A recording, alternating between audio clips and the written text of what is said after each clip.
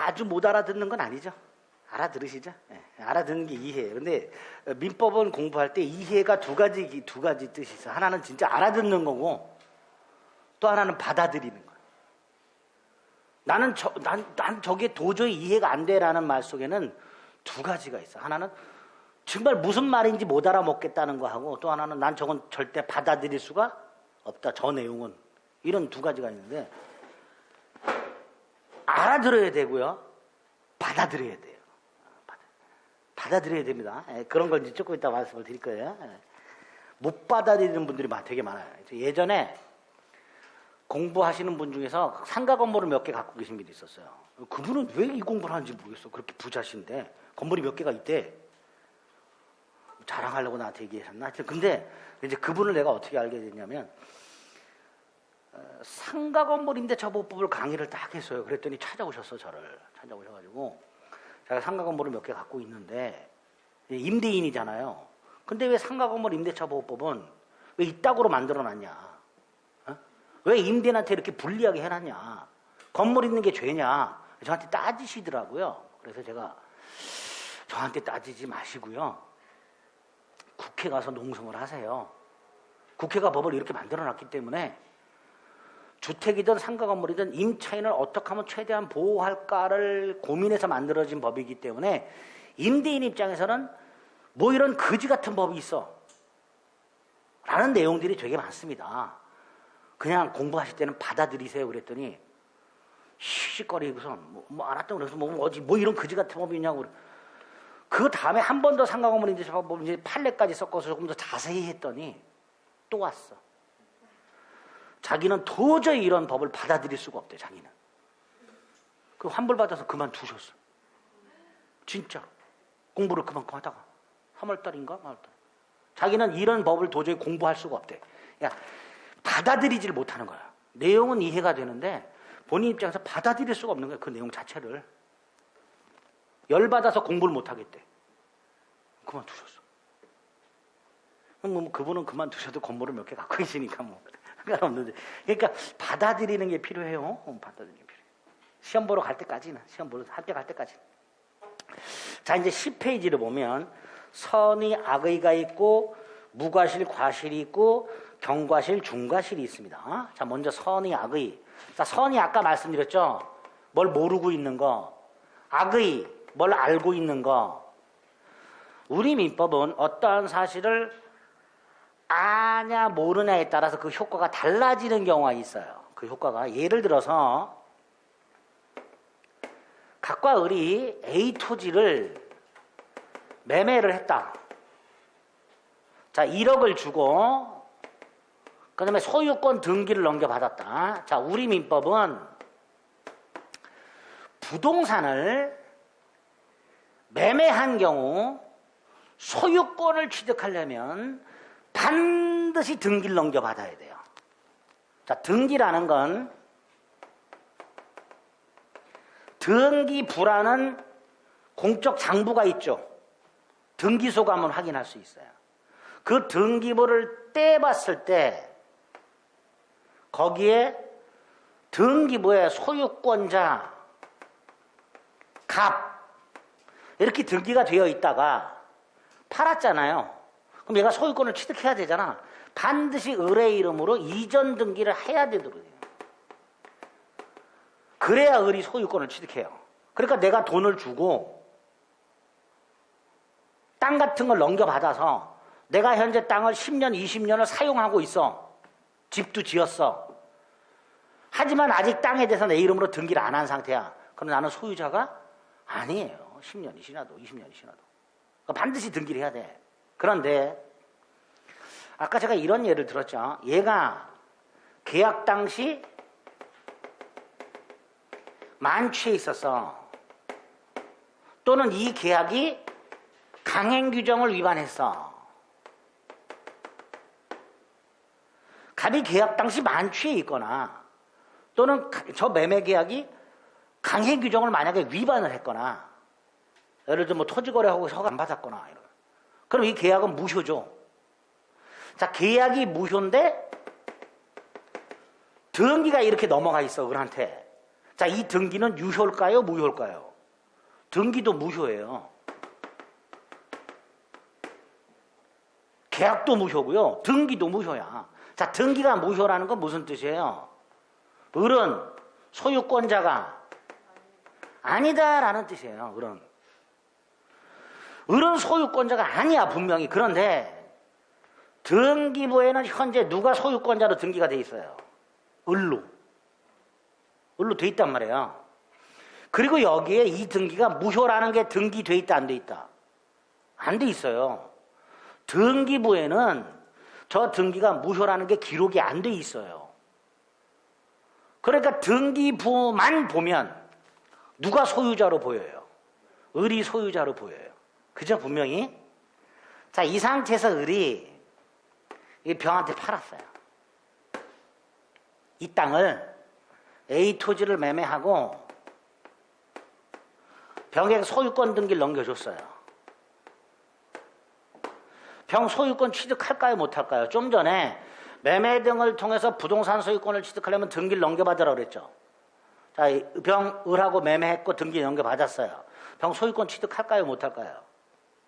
병 못해요. 자, 이때 병 보세요. 등기부 확인했겠죠. 그러면 을은 소유자라고 생각을 했겠지. 다시 말해서 을이 소유권자가 아니라는 사실에 대해서 병은 계약할 때 알았을까요? 몰랐을까요? 몰랐어요. 쉽게 말하면 병은 등기 믿고 거래한 거예요. 그럼에도 저 등기가 무효라면 병은 소유권을 취득할 수 있다 없다? 없어요. 근데 여기서 또 아니 국가가 관리하는 등기를 믿고 거래했는데 억울합니다. 이런 말이 나오겠죠. 억울해도 할 수 없어요. 소유권 취득 못합니다. 10년이 지나도 20년이 지나도 30년이 지나도. 그래서 우리 옛날에 그런 거 있었죠. 친일파 후손들 재산 찾아간 거. 그죠? 수십 년이 지났는데 재산 다 찾아갔어요. 친일파의 재산을 해방 이후에 국가가 몰수했잖아요. 몰수해서 일반 국민에게 분양을 했단 말이에요. 근데 이 몰수 자체가 법을 위반한 거였어요. 법이 없었어요, 법이. 그러니까 친일파 땅을 몰수했어, 국가가. 무효. 그걸 분양했어, 무효. 20년 지나도 30년 지나도 30년, 40년 지나도. 그러니까 그 땅은 친일파 상속인들의 땅이었던 거예요. 나중에 다 찾아갔잖아. 예? 심지어 그 친일파 후손 땅 중에 땅 위에 연립주택이었나? 120세대가 지어져 있었던 게 있어요. 땅 위에. 다 무효. 친일파가 땅 찾아갖고 철거하고 막. 그래서 친일파 재산 환수 특별조치법이라는 법을 따로 만든 거예요. 어쩔 수 없이. 네? 자, 여기서 받아들여야 돼. 이해의 문제가 아니에요. 이거 받아들이는 거예요. 아, 우리나라에서는 내가 아무리 등기를 믿고 거래했다 하더라도 그 등기가 무효라면 나는 그 부동산에 대한 권리를 취득할 수가 없구나. 억울해도 어디 가서 하소연해도 소용없어요. 여기까지 했죠. 그런데 경우에 따라서는 이럴 때 지금 만취했거나 강행 규정을 위반하면 무효예요. 얘는 선이라 하더라도 소유권을 취득하지 못해요. 다시 말해서 나중에 얘한테 야, 너 무효야. 너도 무효야. 라고 얼마든지 주장할 수 있어요. 이런 경우에. 그런데 갑과 을이 A 토지를 갖고 있었어요. 갑이. 그런데 A 토지를 갖고 있었는데 갑이 돈을 빌렸어. 갑의 채권자가 있어. 근데 갑이 돈을 안 갚아. 자, 채무자가 돈을 안 갚으면 채권자는 마지막 수단이 채무자 부동산을 경매를 넣는 거예요. 그래서 지금 갑이 돈을 안 갚으니까 갑의 채권자가 이 땅을 경매를 넣으려고 그래요. 경매. 이걸 강제집행이라고 해요. 뭐라고 한다고요? 강제집행. 경매를 넣는 걸 뭐라 한다? 강제집행. 자, 이때 갑. 강제집행을 안 당하려면 재산 빼돌려야 되죠. 그죠? 지금 이 A 토지의 소유권자가 갑으로 등기가 돼 있을 거 아닙니까? 이걸 다른 사람 이름으로 돌려놔요. 친구 을하고 짜고 마치 매매를 한 것처럼 가짜 매매를 해. 가짜 매매. 실제로는 매매를 안 했지만 계약서로서 친구를 불러가지고 야 내가 저 자식한테 돈을 안 갚았더니 저 땅 자꾸 경매하려고 그런다. 네 이름으로 좀 해놓자. 그래서 마치 매매를 한 것처럼 꾸며가지고 등기를 이렇게 넘겨놔요. 그럼 A 토지 등기부에는 소유권자가 을로 이전이 돼 있기 때문에 갑의 채권자는 경매를 넣을 수가 없게 됩니다. 경매 신청을 안 받아줘요. 야 채무자는 갑인데 왜 을 소유 땅을 경매를 넣어? 안 받아준단 말이에요.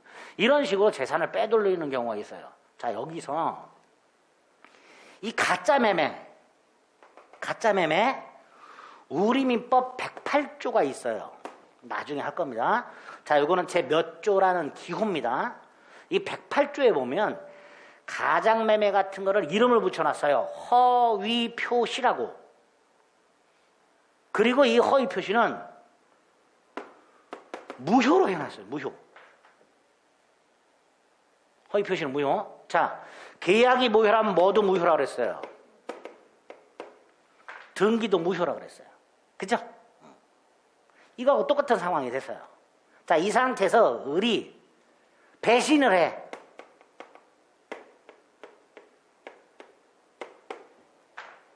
이때 병. 이 등기가 무효라는 사실. 모르는 경우도 있고, 뭐 경우에 따라 아는 경우도 있을 수 있지만, 아까 여기서처럼 등기가 무효니까 얘는 이게 무효라는 걸 몰랐든 알았든 소유권을 취득할 수 있다 없다? 없다가 되버린다. 그죠? 근데 여기서 이 국가에서 봤을 때 이거와는 다르게 얘는 좀 보호할 필요가 있다 이런 생각을 하는 경우가 있어요. 그래서 108조 2항에 뭐라고 해놨냐면 가장매매는 무효지만 선의 제3자에게는 주장하지 못한다. 이런 조문을 만들어놨어요. 여기는 그런 거 없어요. 여기는 그런 게 없어. 그러니까 얘가 선이라 하더라도 얘는 소유권을 취득할 수가 없어요. 다시 말해서 만취해서 무효거나 강행규정을 위반해서 무효일 때는 선의의 제3자에게도 무효를 주장할 수 있어요. 너도 무효다라고. 선의 제3자에게도. 반면에 가짜 매매로 무효일 때는 특별하게 108조 2항이라는 조문을 만들어서 전항의 무효는 선의 제3자에게 대항하지 못한다. 이렇게 해놨어요. 자, 여기서 대항이란 말, 주장이란 말로 바꿔서 이해하시면 돼요. 이렇게 우리 민법이 선의인 사람을 특별하게 보호하는 규정들이 있단 말이죠. 그래서 선의의 개념을 확인을 해 두셔야 돼요. 선악, 모르는 거, 아는 거. 그리고 그 선악을 왜 구별해야 되는가? 여기서는 구별할 필요가 없죠. 선이든 악이든 다 소유권 취득하지 못하니까. 근데 여기서는 선인 경우에는 소유권을 취득하니까. 여기서는 요 병이 이 등기가 무효라는 사실에 대해서 몰랐는지 알았는지를 구별할 필요가 생기게 되는 거죠. 그래서 선악의 개념이 나오죠. 자, 선이란 어떤 사정을 모르는 거, 악이란 어떤 사정을 알고 있는 거. 민법은 선인지 악인지에 따라 효과가 다른 경우가 있다. 예, 108조 2항. 박스 108조 1항. 상대방과 통정한 허위의 의사표시. 이렇게 돼 있죠? 그냥 가짜 계약이라고 생각하시면 돼요. 상대방과 통정한 허위의 의사표시라고 돼 있는데 통정이란 말은 합의했다라고 생각하시면 되고요. 그 상대방과 통정한 허위의 의사표시 그럼 나오면 가짜 계약이라고 생각하시면 돼요. 가짜 계약. 가짜 계약은 뭐다? 무효다. 근데 그 무효로 끝나지 않고 이렇게 제3자가 있을 수 있다. 여기 보세요. 허위 표시 당사자가 아닌 자 제3자. 근데 얘가 선이야. 얘한테는 뭘 못한다? 대항하지 못한다. 무효를 주장하지 못한다. 병한테 가서 너 무효다. 이런 주장할 수 없다. 그래서 병의 권리를 취득할 수 있는 이런 특별한 조문을 두고 있게 됩니다. 선악. 자, 그 다음에 7번에 무과실과실이라고 되어 있는데 지금 우리는 선의 악의를 구별했죠. 그죠? 자, 이거는 모르는 거고 이건 아는 거라 그랬어요. 그죠? 근데 이 선의가 또다시 무과실과 과실로 나눠져요. 자, 여기서 무과실, 요 과실은 부주의를 말합니다. 부주의.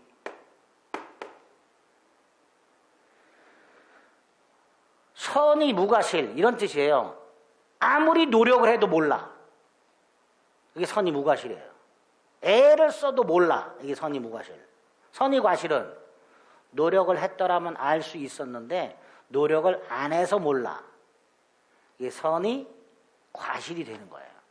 이 선의 과실을 알 수 있었을 경우 이렇게 표현해놨어요. 민법 조문은. 알 수 있었을 경우. 자, 알 수 있었다. 결과적으로 알았다, 몰랐다? 몰랐다는 거, 몰랐다. 그게 선이에요. 근데 앞에 뭐가 생략되어 있어요? 조심했더라면 알 수 있었는데 조심을 하지 않아서 몰랐다. 조심을 하지 않았다가 뭐예요? 부주의. 다른 말로 과실. 결론적으로 몰랐다. 선의 과실 이렇게 되죠. 그런데 선의 무과실은 항상 같이 말해요. 선의 무과실이라고. 근데 선의 과실은 선의를 빼고 그냥 과실이라 그래요. 선의 무과실은 항상 선의 무과실하고 붙여서 얘기하지만 선의 과실은 선이라는 말을 빼고 그냥 과실하고 많이 얘기해요. 그러다 보니까 이 과실이라는 말이 나왔을 때 알 수 있었다라는 말이 나왔을 때 이게 결과적으로 선이라는 걸 까먹는 분들이 굉장히 많아요. 근데 과실도 선의 일종이다 라고 생각하시면 돼요. 자, 봅니다. 선의는 다시 둘로 나눠진다. 양가를 1번 주의를 기울였다 하더라도 도저히 알 수 없었던 선의 무과실과 주의를 기울였더라면 알 수 있었음에도 주의를 기울이지 않아서 알 수 없었던 경우를 줄여서 알 수 있었을 경우, 즉 선이지만 과실이 있는 경우 이렇게 되죠. 근데 선이지만을 쏙 빼고 그냥 과실이 있다라고만 얘기하게 됩니다. 됐죠? 자, 밑에 조문이 하나 있어요. 1항에 보면 표의자는 의사표시는 표의자가 지인이 아님을 알고 한 것이라도 그 효력이 있다. 그러나 상대방이 표의자의 지인이 아님을 알았거나 이를 알 수 있었을 경우에는 무효로 한다. 이렇게 돼 있죠. 이게 무슨 의미인지는 지금 몰라도 됩니다. 거기 밑줄 그어져 있는 거 알았거나 뭘로 바꿔요? 악의. 알 수 있었을 경우 뭘로 바꿔요? 과실. 그럼 이렇게 말할 수 있죠. 악의 또는 과실. 그죠? 악의 또는 과실. 이렇게 여러분이 앞으로 자유자재로 바꿔서 표현하실 수 있어야 돼요. 악의 또는 과실이라는 표현으로 바꿔서 써먹으실 수 있어야 됩니다. 아시겠죠? 됐습니다. 그 다음에 이 과실, 이게 또다시 경과실과 중대한 과실, 중과실로 나눕니다. 과실이 또다시 경과실과 중과실로 나눠요. 자, 경과실은 가벼운 과실, 중과실은 무거운 과실. 쉽게 생각하면 조금만 조심하지. 그거예요. 조금만 조심했다면 알 수 있어요. 그것도 안 하냐?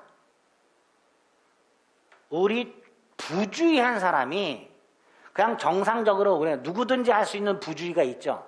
그죠? 근데 유독한 놈은 남들은 실수 안 하는데 유독한 놈은 유독 실수 많이 하는 놈이에요. 그런 놈들이 중과실이라고 생각하시면 돼요.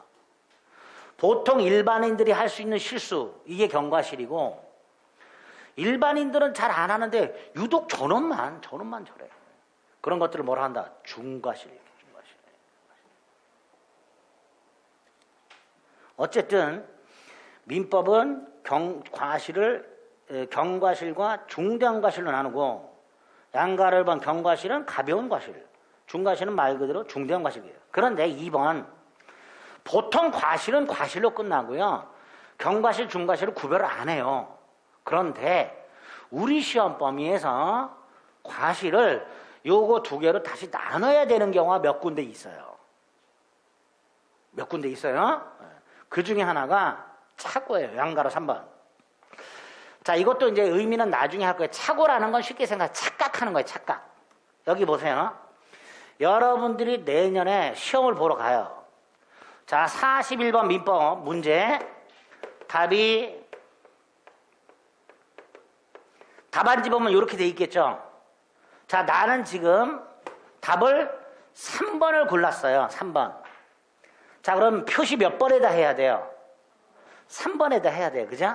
자, 나는 답안지에 지금 3번에다 표시한다고 생각을 해.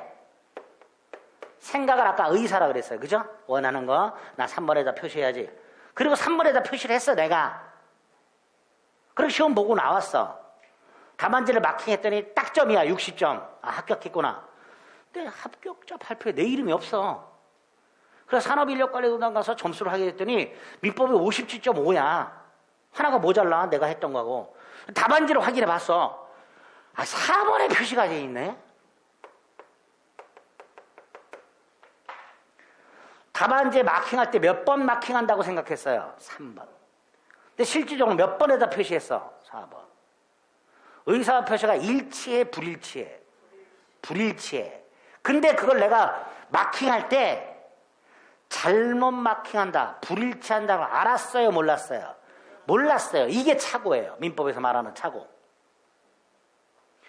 의사 표시가 일치하지 않는다는 것을 내가 모르고 있었어. 이게 착오야. 다시 말해서 갑은 내가 잘못 마킹한다는 걸 모르고 있어요. 모르고 있어. 그런데 시험 보고 마킹하는 사람은 조심해야죠. 조심해야 되잖아. 그렇잖아요. 한 번 더 확인했어야지. 결국 이 사람은 과실이 있는 거예요. 그죠?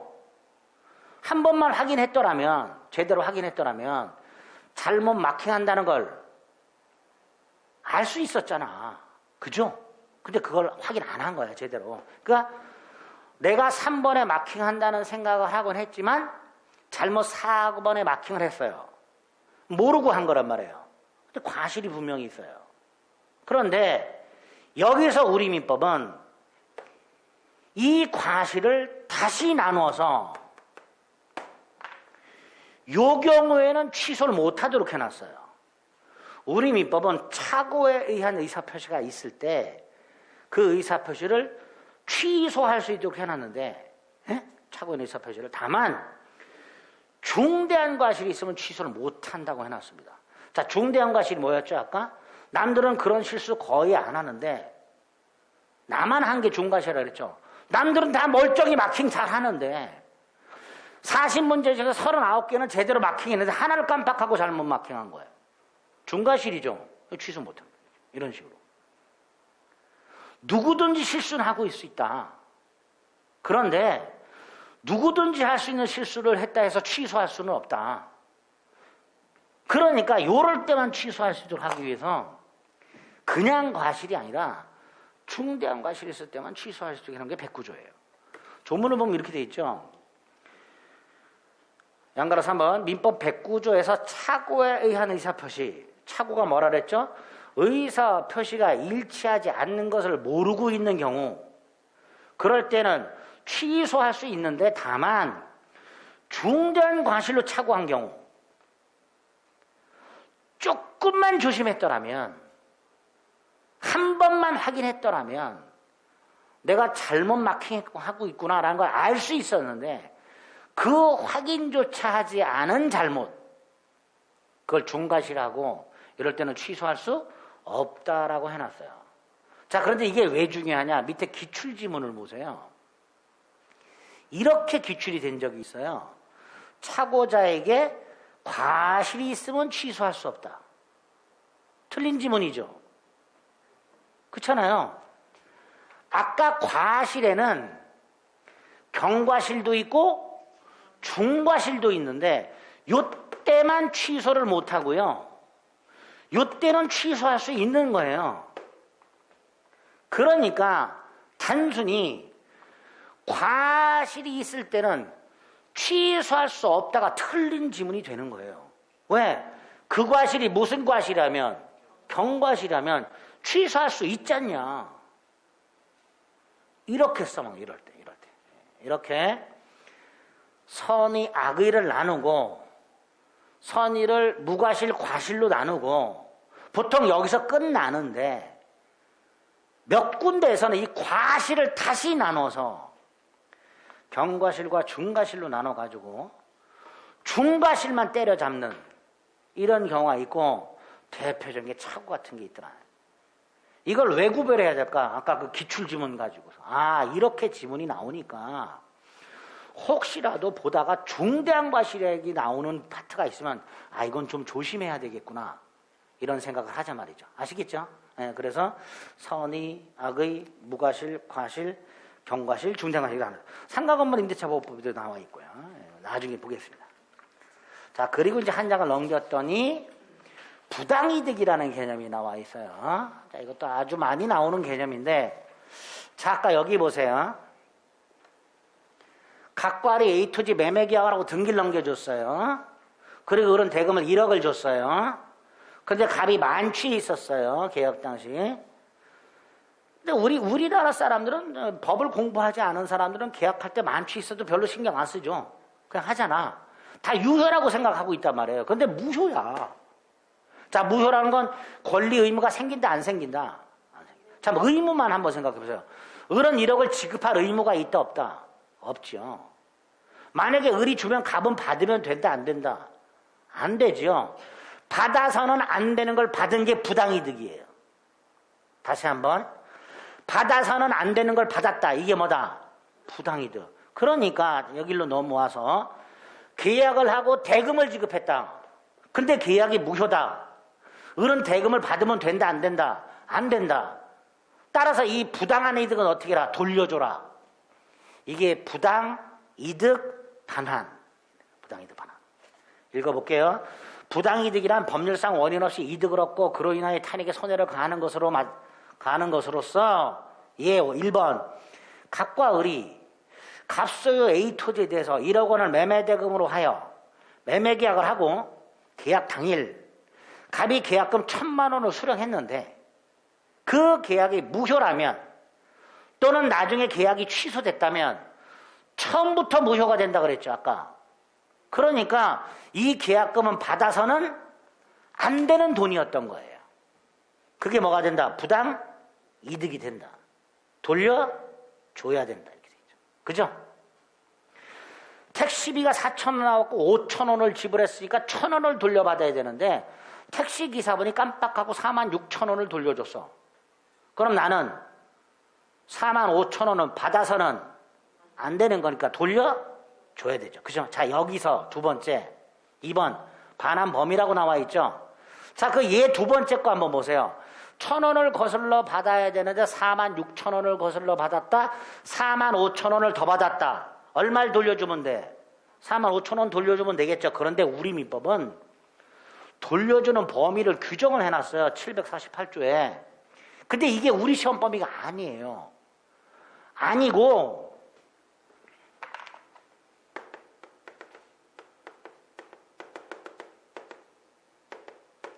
이게 지금 말씀드릴 거예요. 지금 748조. 근데 이거 우리 시험 범위가 아니야. 아닌데 요 범위에 특칙 2개가 우리 시험 범위에 있어요. 특칙 2개가. 그래서 요거를 좀 이해를 하셔야 돼. 범위 원칙을. 요건 우리 시험 범위가 아니에요. 수업 시간에 강의를 거의 안 해요. 안 하는데 요 특칙이 그러니까 요거하고는 다르게 반환하는 특칙이 다르게. 자, 원칙만 생각을 해볼게요. 자, 좀 전에 택시비를 46,000원을 받았잖아요. 그죠? 얼마를 더 받은 거예요? 이게 부당이득이라 그랬죠?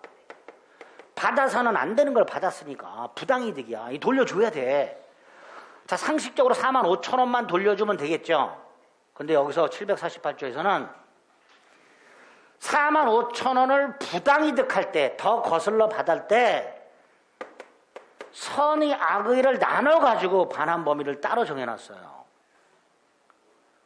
더 거슬러 받는다는 걸 모르고 받은 경우, 선의 알고 받은 경우, 예를 들어서 급해가지고 거스르는 돈을 거슬러 주는데 그냥 받아서 호주머니에 넣었어. 더 받은 줄 모르고. 나중에 이제 시간 남았고 얼마 받았자고 확인했더니 더 들어와 있어. 그럼 받을 때는 더 받는다는 걸 모르고 받았죠. 이게 선이. 자, 46,000원을 거슬러줘. 더 주네. 아싸. 그리고 받았어. 악의. 이 선악에 따라서 반환 범위가 다르게 해놨어요.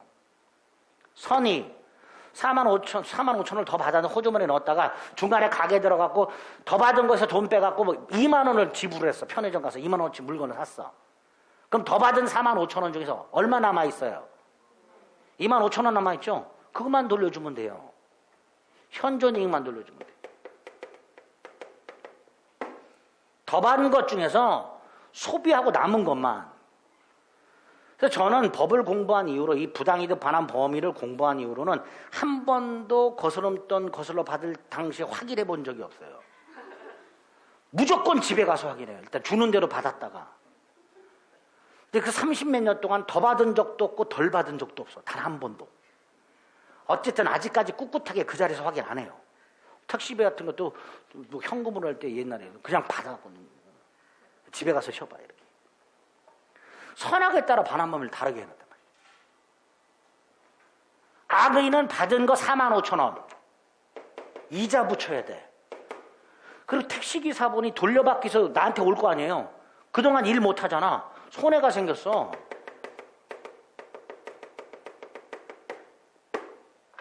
이게 우리 민법상 부당이득 반환 범위의 대원칙입니다. 이렇게 부당이득 반환 범위에 원칙과 관련된 내용들을 일단 머릿속에 넣으셔야 돼. 자, 양가로의 반환 범위가 있고요. 748조는 조문 안 봐도 되는데 밑에 반가로 1번. 선의 수익자는 받은 이익이 현존하는 한도에서 즉 쓰고 남은 것만 반환하면 되고, 악의의 수익자는 이익이다 이자 붙이고 손해까지 배상해라. 그 예를 반가로의 반가로 3에 써놓은 거예요. 그 다음 우리 시험범위에 부당이득 반환 범위의 특칙이 있어요. 자, 부당이득 반환 범위의 특칙이란 건 여기 보세요. 이거하고는 다르게 반환한다는 거잖아요. 그죠? 그 특칙이 우리 시험범위에 있어요. 각 미성년자 을에게 부모님이 사준 노트북을 100만 원을 받고 팔았어요. 부모 동의 없이. 자, 나중에 부모님이 이걸 알고 취소했어요. 취소하면 처음부터 무효가 된다 그랬죠. 그러면은 을은 노트북 반환해야 되고, 그죠? 갑은 100만 원 돌려줘야 되죠. 그죠? 이때 갑, 제한능력자, 얘는요 선악을 묻지 않고 현존이익만 반환하도록 하고 있어요. 쓰고 남은 것만. 그러니까 예를 들어서 얘가 노트북을 부모 몰래 팔아고 100만 원을 받았잖아요. 그 100만 원을 노래방, PC방, 친구 만나서 놀고 이런 유흥비로 100만 원을 다 써버렸어. 지금 한 푼도 남아있지 않아. 그 상태에서 계약을 취소해버렸어, 부모가. 그러면 얘는 한 푼도 안 돌려줘도 돼요. 을은 노트북을 돌려줘야 되지만 갑은 한 푼도 안 돌려줘도 돼요. 선악을 따지질 않아요. 이 계약이 취소될 수 있다 라는 것을 알았는지 몰랐는지를 따지지 않아요. 제한능력자만은 쓰고 남은 것만 돌려주도록 하고 있어요. 그래서 요게 우리 시험범위에 나옵니다. 부당이득 반환의 특칙, 원칙과 다른 거, 미성년자 갑이 노트북을 사줬는데 몰래 100만 원 받고 팔아먹었어. 그걸 부모가 취소했어. 계약은 무효가 되고, 따라서 미성년자 갑은 받은 100만 원과 상대방 을이 넘겨받은 노트북은 부당이득이 됐으니까 서로 돌려줘야 돼. 이때 미성년자는 선악을 따지지 않고 쓰고 남은 것만 돌려주면 된다. 노트북을 팔아먹고 받은 100만 원 중에서 70만 원을 유흥비로 썼다. 남은 게 30만 원이다. 그러면 30만 원만 돌려주면 된다. 그러니까 여러분들의 미성년자 자녀분들이 뭘 팔았을 때 당장 취소하지 마시고요. 유흥비로 다 쓸 때까지 기다렸다가 딱 취소하면 돈은 한 푼도 안 돌려줘도 되고요. 물건은 돌려받을 수 있게 돼 있습니다. 우리 민법은 제한 능력자를 처절하게 보호하고 있습니다. 이렇게. 형법도 마찬가지죠. 촉법 소멸해서 처벌 안 하잖아. 어쨌든 부당이득 반환범의 특칙이란 게 있다라는 거. 또 하나의 특칙은요. 한 장을 넘겨보면 원상회복이란 게 있어요. 자, 이 원상회복은요. 계약이 해제가 됐을 때, 계약이 무효가 아니고요. 해제가 됐을 때 중고 돌려받아야 되겠죠. 이걸 원상회복이라고 불러요. 이것도 부당이득 반환의 특칙으로 봐요. 어떤 특칙이냐? 선악을 묻지 않고 전부 돌려줘야 돼요. 이렇게 선악을 따져서 돌려주는 게 아니라 계약이 해제가 됐을 때는 당사자는 선악을 따지지 않고 전부 돌려줘라 이렇게 해놨어요. 그거를 원상회복이라고 불러요. 원상회복. 근데 나중에 기본서를 보시면 아시겠지만 부당이득 반환하고요. 원상회복이라는 말을 막 섞었어요. 교재들이. 왜냐하면 우리 대법원이 원상회복 의무는 부당이득 반환의 특칙이다라고 판결하고 있어요. 같은 거다. 다만 범위가 달라질 뿐이다. 그러니까 원상회복 의무라는 말과 부당이득 반환 의무라는 말은 사실은 좀 정확하게 구별해서 써야 되는데 왜? 부당이득 하면 이걸 말하는 거고요. 부당이득 반환은. 원상회복은 그 특칙을 말하는 거예요. 그러니까 좀 구별해서 써야 되는데 나중에 기본서를 보면 이걸 구별하지 않고 써놓은 것들이 꽤 많아요. 그럼 그때 부당이득 반환이나 원상회복이란 말이 나왔을 때 이게 이거를 말하는 건지 아니면 지금 이거를 말하는 건지를 앞뒤를 통해 갖고 구별을 좀 해나가셔야 돼요. 무슨 말인지 아시겠죠? 대법원도 부당이득 반환 청구라는 말과 원상회복 청구라는 말을 섞어서 막 쓰고 있단 말이죠. 계약이 무효야. 여기 보세요. 계약이 무효예요. 등기가 무효라 그랬어요. 그럼 가분들에게 말소를 청구하겠죠. 등기 돌려달라고 청구할 거 아니에요. 그걸 우리 대법원은 어떨 때는 부당이득 반환 청구라고도 하고요. 어떨 때는 원상회복 청구라고도 해요. 대법원도 섞었어요. 근데 원상회복의 진짜의 의미는 계약이 무효 취소가 아니고 어떻게 됐을 때 해제. 그럼 계약 해제는 뭐냐? 나중에 할게요. 그럴 때 선악을 묻지 않고 전부 돌려주는 거. 이걸 뭐라 한다? 원상회복이란다. 그게 부당이득 반환의 특칙으로 나와 있게 됩니다.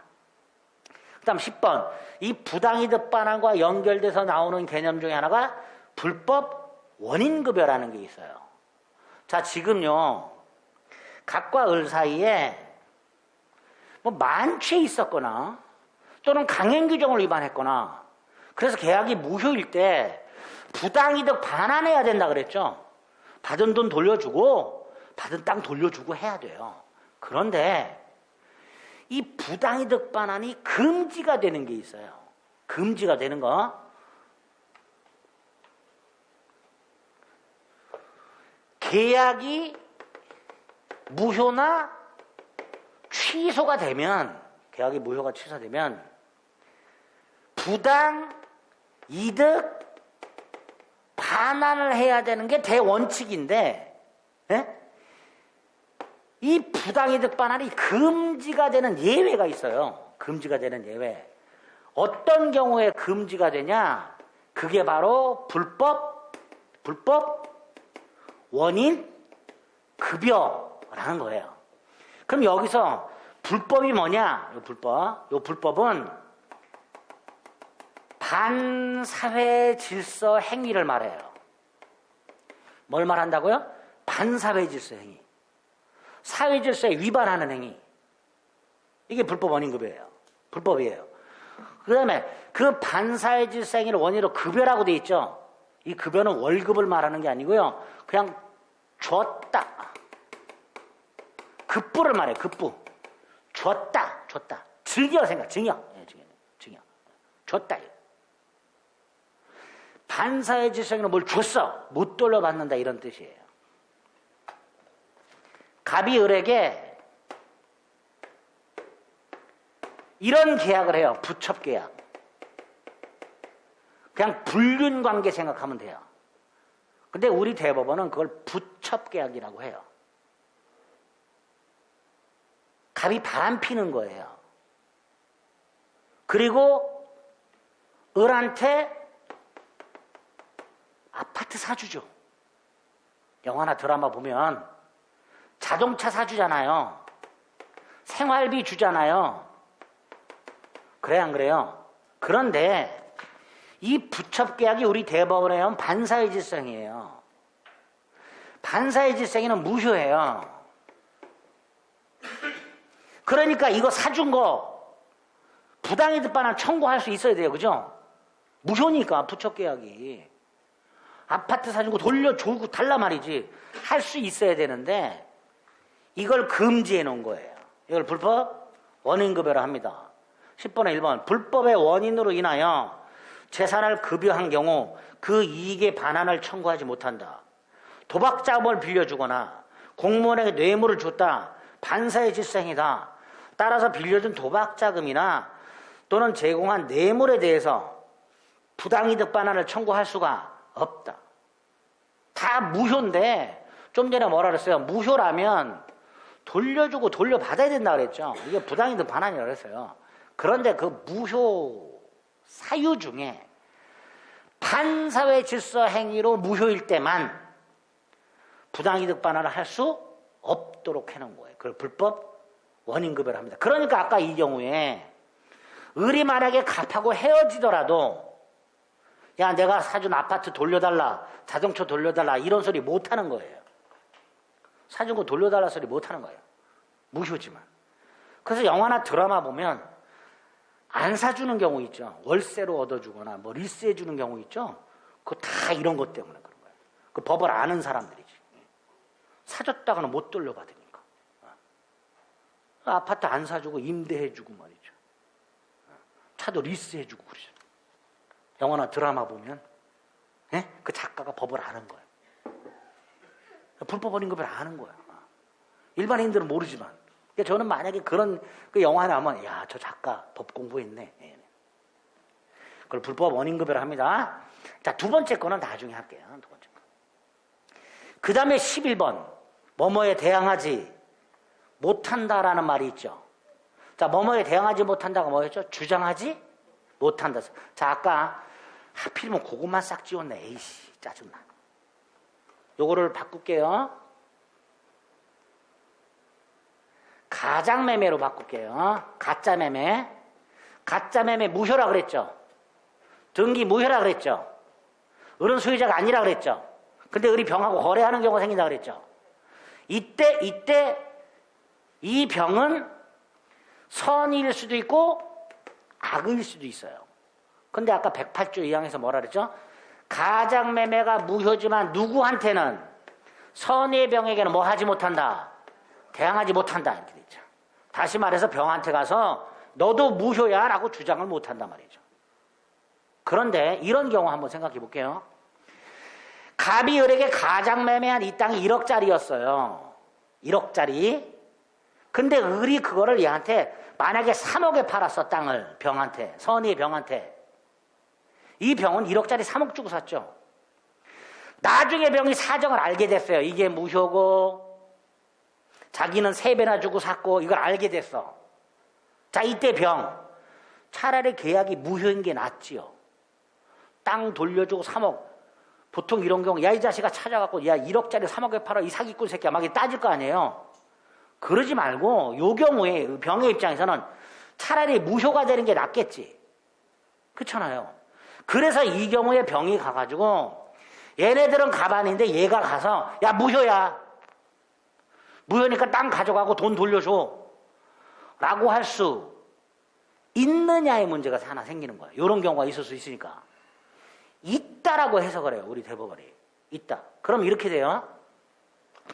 각과 을은 가장매매가 무효고 을등기가 무효라는 걸 선의의 병한테는 주장을 못하죠. 반대로 얘가 주장하는 건 어때요? 괜찮다 말이죠. 선의의 제3자가 무효를 주장하는 건 괜찮다. 어떤 경우를 대입해서 이런 경우 선의의 병이 1억짜리를 10억 주고 샀어. 선의의 병의 입장에서는 돌려주는 게 더 낫잖아요. 그러니까 선의의 병이 무효다라고 주장하는 경우가 있을 수 있는데 그건 괜찮다는 거야. 그래서 대항하지 못한다라고 나오게 되면 이걸 어떻게 해석하느냐. 한쪽은 주장을 못해. 얘네 둘은 선의의 병한테 가서 무효를 주장하지 못해. 그런데 선의의 상대방은 주장할 수 있어. 즉 하나의 사실에 대해서 한쪽은 주장을 못해. 상대방은 주장해. 이거를 대항하지 못한다. 이렇게 표현을 해요. 그 의미가. 대항하지 못한다의 의미가. 자, 12페이지 맨 밑에 보면 대항하지 못한다. 주장하지 못한다. 1. 어떤 사실이나 권리를 누군가에게 주장하지 못하는 것을 말한다. 예.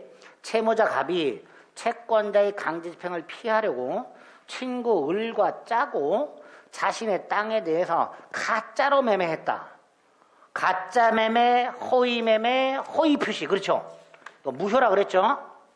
그리고 을의 이름으로 이전득이를 해둔 경우, 재산을 은닉한 경우, 재산을 빼돌린 경우.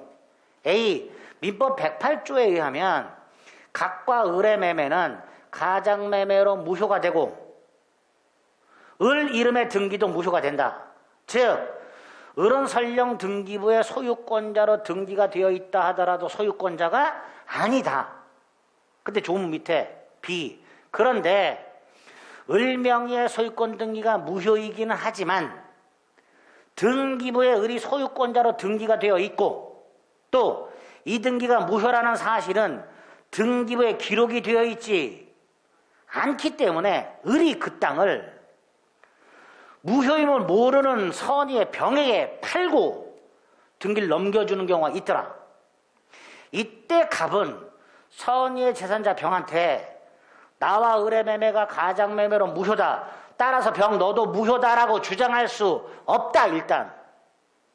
그죠? 그런데 세 번째 거.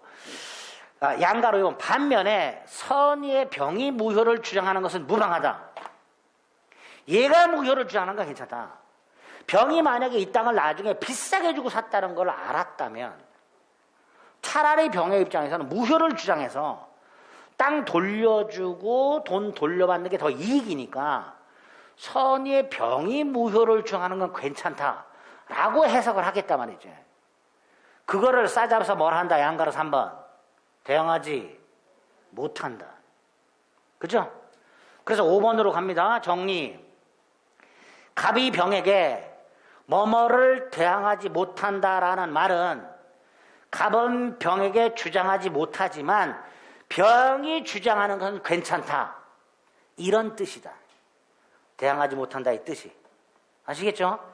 이것도 아주 머릿속으로 뭐 이해해서 넣는 게 아니라 거의 직관적으로 알고 계셔야 돼요. 직관적으로. 이 대항하지 못한다의 표현도. 아시겠죠? 됐습니다. 그 다음에 이제 12번 동기라는 말이 있어요. 이 동기라는 말 우리 민법에서도 자주 쓰고 한 아주 중요하게 두 군데 등장하는데 이 동기는 쉽게 생각하세요. 계약, 무슨 계약을 하는 이유. 여러분들이 편의점에 맞춰서 어떤 물건을 사잖아요. 그 사는 이유가 있을 거 아니야. 예를 들어서 내가 생수를 사. 왜 사? 목마르고 마시려고. 그게 동기예요. 그게 동기야. 그런데 편의점이나 마트 직원이 내가 생수를 살 때 왜 사는지 물어봐요? 안 물어보죠. 만약에 물어보면 대답해줘야 돼요? 안 해줘도 되죠. 그러니까 법률행위의 동기는 법률행위에 영향을 준다 안 준다? 안 줘요. 계약 내용이 아니야. 사전적 의무로는 어떤 일을 행동을 하는 계기를 말하는데 법에서는 법률행위 즉 계약을 하는 이유를 말한다. 예, 공장을 지으려고 고층 건물을 지으려고 땅을 샀다. 여기서 공장을 지으려고 고층 건물을 지으려고 이게 뭐다? 동기. 근데 땅을 파는 사람 입장에서는 사는 놈이 공장을 짓건 고층 건물을 짓건 흙을 파먹고 살건 물어볼 필요도 없고 따질 이유도 없죠. 그러니까 동기는 민법에서는 계약에 영향을 미친다 안 미친다? 아무런 영향을 미치지 않아요. 그게 동기야. 형법에서는 영향을 줘요. 근데 민법에서는 아무런 영향 없어. 그런데 민법에서 영향을 주는 게 두 개가 나타나요. 하나가 동기의 불법이고 또 하나가 동기의 착오라는 거예요. 동기의 불법, 동기의 착오. 자, 한 장을 넘겨보면 동기의 불법이라는 개념만 오늘 봅니다. 동기의 불법을 보면 동기가 불법하다 이런 뜻이죠. 그죠? 갑과 을 사이에 갑이 갖고 있던 창고를 임대차 하는 계약을 해요. 그런데 을이 이 창고를 빌리는 이유가 있을 거 아니에요. 그죠? 이게 동기잖아요. 그 이유가 뭔가 봤더니 불법 도박장으로 사용하려고 그래요. 이게 동기의 불법이에요. 그런데 을이 창고를 빌릴 때 갑한테, 창고 주인한테 도박장으로 사용할 거다 말을 할까요? 안 할까요? 안 하겠죠. 갑은 물어볼까요? 안 물어볼까요? 안 물어보겠죠. 만약에 물어보더라도 갑은 대답을 해줄 의무가 있을까요? 없을까요? 없겠죠. 그러니까 설령 그 동기가 불법하더라도 이 계약은 유효다 무효다? 유효가 되는 거예요. 유효가 되는 거예요. 그게 동기의 불법이라고 하는 거야. 근데 문제가 생겼어. 을이 갑한테 표시를 했어. 갑이 을한테 물어봤어. 아, 창고 뭐에 쓰시려고 이렇게 큰 창고를 빌리세요? 을이 대답을 안 해줘도 돼. 근데 을이 도박장으로 쓰려고요. 갑이 미친놈. 을이 이 동기를 표시해서 갑이 알게 됐어. 그럼 갑의 입장에서는 빌려주면 돼요? 안 돼요? 안 되죠. 만약에 을이 도박장으로 사용한다는 걸 갑에게 표시를 해가지고 갑이 알면서도 빌려줬다. 이럴 때는 이건 반사회질생이다. 이걸 무효로 처리해버려요. 그래서 동기불법이 조금 중요한 의미를 갖게 됩니다. 자, 동기, 법률행위 하는 이유. 동기불법, 동기가 불법적인 거. 원칙적으로 동기가 불법하더라도 계약은 무효가 아니야. 근데 그게 표시가 됐어, 상대방한테. 그러면 뭐가 된다? 무효가 된다. 동기불법까지만. 착오는 좀 어렵고. 동기불법까지만. 동기차고는 나중에 차고 가서 말씀을 드릴 겁니다. 그 다음에 이제 기타 짧게 경락 취재라는 말 잘 나와요. 경매를 통해서 취득한 걸 말합니다. 다 아실 거고요. 경료라는 말이 많이 나와요. 경료라는 것은 법에서 정한 어떤 절차를 밟아가지고 일을 완성했다라는 뜻이에요. 경료라는 말은 갑에게서 을에게로 소유권 이전 등기가 경료되었다라는 말은 부동산 등기법에서 정해진 절차에 따라서 갑에서 을로 소유권 등기 이전이 완료되었다라는 뜻입니다. 그래서 경료라는 건 절차를 밟아 완료되었다 이런 뜻이에요. 자, 귀속이라는 건 누구누구에게 뭔가가 속하게 되었다라는 뜻이에요. 권리가 속하든 책임이 속하든 귀속이라는 말은 누구에게 뭔가가 속하게 되었다 이런 뜻입니다. 귀속. 조문이 꽤 많이 나와요. 예를 들어서 그 예시조문 5번째 줄에 보면 무주물의 귀속이라고 돼 있죠. 무주물이 뭐예요? 주인이 없는 물건. 이 주인이 없는 물건의 소유권이 누구에게 속하는가? 주운 사람 소유예요. 무주의 동산을 점유한 사람이 소유권을 취득하도록 돼 있어요. 그러니까 주인 없는 물건은 주운 사람이 소유권을 취득하는구나. 그거는 무주물의 귀속이라고 이름을 하는 거예요. 속한다. 누구에게 속한다. 반면에 귀책 사유는 책임질 만한 사유를 말합니다. 책임을 귀속시킬 만한 사유. 어떤 책임이 이 사람한테 속하게 되는 사유. 그걸 귀책 사유 이렇게 되죠. 귀책이란 책임을 귀속시킨다 이런 뜻이에요. 그걸 줄여갖고 귀책. 앞에 귀속이 있죠. 그 귀속을 쓴 단어가 귀책사유예요. 또 귀책사유, 어떤 자가 책임을 져야 하는 사유 이렇게 됩니다. 그 다음에 5번 묵시라는 말이 있죠. 이런 걸 생각하시면 돼요. 어떤 사람이 자기가 원하는 거 이거를 명확하게 말로 표현하진 않았어. 그런데 그 사람의 행동을 봤더니 그런 의미야. 이게 묵시라는 뜻이에요. 이게 묵시. 예를 들어서 아이가 엄마한테 배가 고파요. 그럼 명확하게 뭐라 그래요? 엄마 배고파 밥 줘. 이게 명확한 거죠. 이게 명시적인 거예요. 이게. 근데 배가 너무 고파서 축 늘어져 있으니까 엄마가 물어봐요. 야, 너 배고프니 밥 줄까? 그랬더니 고개를 끄덕. 이게 묵시야. 이게. 배고프다고 명확하게 밥을 달라고 말을 하진 않았지만 그 행위를 보고 아, 얘는 배가 고프구나. 고개를 끄덕끄덕 하는 거 보니까 배가 고프구나. 그게 묵시예요.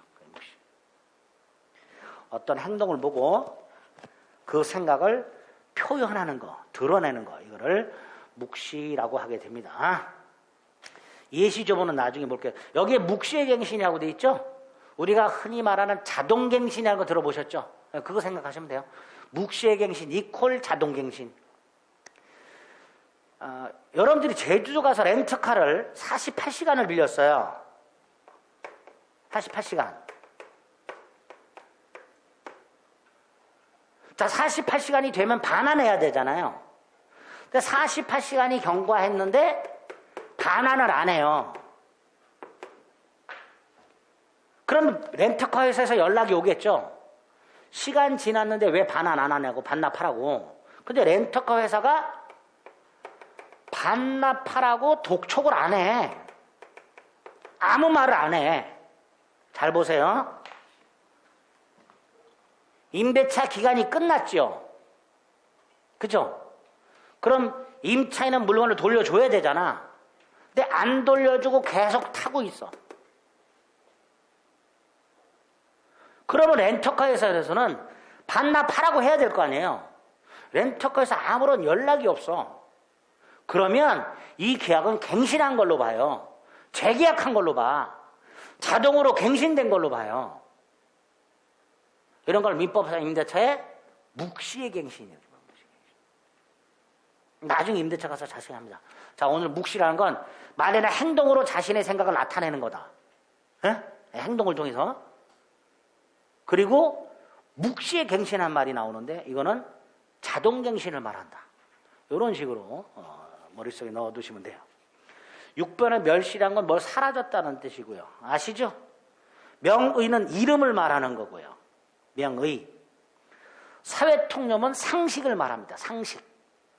사회통념 이퀄 상식. 멸실 중에 소실이라는 게 있어요. 아까 6번에 멸실이 있었죠. 그 멸실 중에 소실이 있어. 이때 소실의 소자는 불탈 소자예요. 그러니까 소실이란 말은 불타서 없어졌다 이런 뜻이에요. 멸실 중에 소실이라는 게 또 따로 있고요. 그다음에 소정이라고 돼 있죠. 김소정 씨 있나? 없지. 그 이름 말하는 게 아니고 뭐뭐에서 정한이라는 뜻이에요. 소정이라는 말은. 무슨 뜻이라고요? 뭐뭐에서 정한. 이런 뜻. 뭐뭐에서 정한. 실효라고 돼 있죠. 당연히 효력이 상실되는 걸 실효라고 합니다. 실효. 마지막으로 다음 페이지 보시면 포괄적이라는 말이 있어요. 포괄적이라는 건 여러 개를 묶어서 한꺼번에 이런 뜻이에요. 여러 개를 묶어서 한꺼번에 라는 뜻이에요. 좀 잘 보세요. 잘 볼 건 아니고요. 갑이 A 토지도 있고 비건물도 있고 자동차도 있고 예금 채권도 있어. 1억. 근데 갑이 사망했어. 자, 을이 상속인이야. 이 전부를 상속받겠죠? 그죠? 갑이 갖고 있던 땅, 건물, 자동차, 채권을 한꺼번에 승계받죠? 일괄해서 승계받죠? 그죠? 얘를 뭐라고 부르냐? 상속인을 뭐라고 부른다고요? 포괄승계인 이렇게 불러요. 포괄승계인. 여러 개를 한꺼번에 라는 말이 포괄이라는 뜻이고요. 포괄적이라는 뜻이고요. 그래서 상속인은 돌아가신 분의 권리를 한꺼번에 승계받으니까 포괄승계인 이렇게 부르는 거예요. 그죠? 포괄적이란 말이에요. 그렇대. 그래서 지금 한 12개 정도의 단어는 교재를 보다 보면 여기저기서 아주 갑자기 등장하는 단어들이에요. 이거는 그냥 우리가 일상적인 용어를 쓰듯이 자꾸 써갖고 익숙해지셔야 됩니다. 다음 주부터 이제 민법 정책 앞부분을 나갈 건데 입문 과정에서 나올 때마다 다시 한번 말씀을 드릴 거예요. 다시 한번 말씀을 드릴 때 처음 듣는 듯한 느낌이 또 들어. 그래서 민법을 극복해야 될 거, 법을 공부하면서 극복해야 될 거 마지막이 뭐예요? 기억력. 돌아서면 까먹는 이 거지 같은 우리의 기억력을 반복을 통해서 극복하셔야 돼요. 아시겠죠? 오늘 처음 과정에서는 괜히 기본서 갖고 하기보다는 입문서나 이런 거 갖고 프린터 가지고 맛배기로 아 이런 거구나 말씀드린 거니까 오늘 한 내용은 다 잊어버리셔도 돼요. 두 가지만 기억하세요. 결석하지 말고 마음의 여유를 갖고 공부하자. 딱 그것만 염두에 두시면 됩니다. 아시겠죠? 네, 다음 주에 뵙겠습니다. 수고하셨습니다.